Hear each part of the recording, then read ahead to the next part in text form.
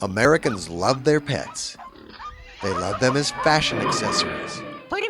They love them when they're exotic, like parrots that can outlive their owners. He's dead. They love when they're trendy, like teacup pigs, that invariably grow to be really big pigs.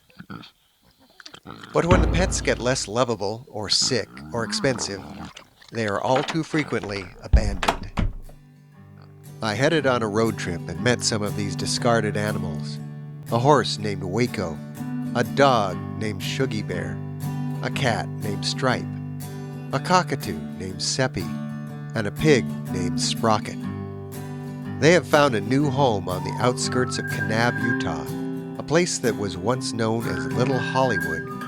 From 1924 clear into the 1990s, more than 300 movie and TV westerns were filmed here, and western stars like John Wayne, Clint Eastwood, James Garner, and Ronald Reagan bunked in the local inns. Now the Hollywood cameras and the celluloid cowboys are gone, but there's still a posse riding to the rescue.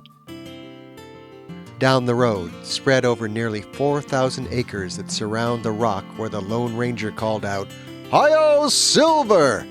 is the biggest animal rescue operation in America, Best Friends Animal Sanctuary.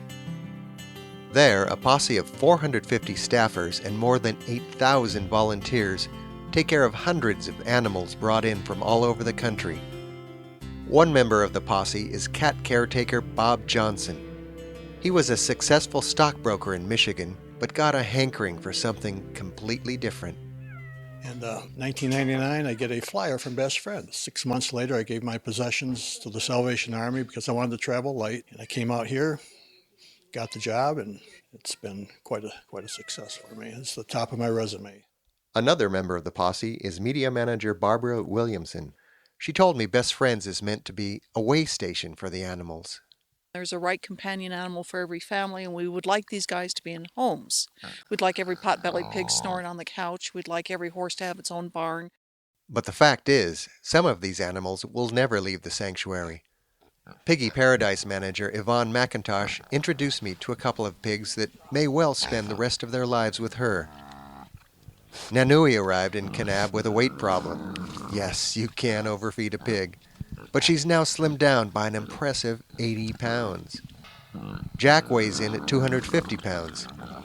He likes people a lot more than he likes other pigs.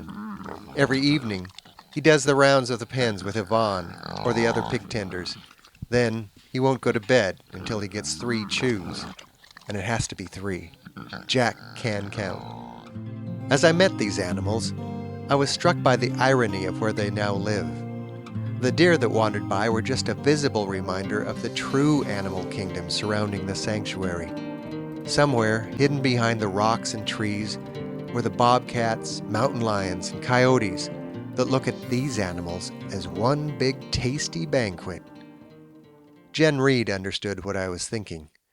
She came to these parts to steer boats through the Grand Canyon and ended up nursing horses that no one wants.